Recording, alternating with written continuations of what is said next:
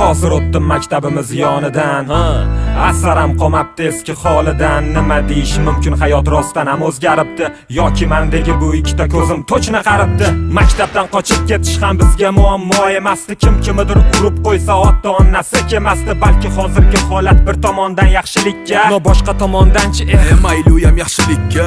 Ilgari orzu bo'lardi biznesmen yozingizda bo'l, hozir yarmi chaqimchi, yarmi vashshe pitbull.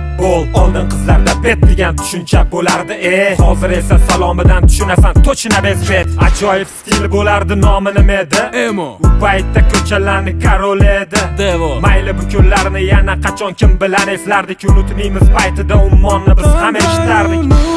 Unutadi inson baran, unutadi zero xotirasi bari ketadi. Ketadi xotiralari ketadi, noqay tomon olib ketadi. Xayol degani tepada, sada parvoz qiladi, orzular tomon etadi, eritadi garchi muz yurak bo'lsa-da.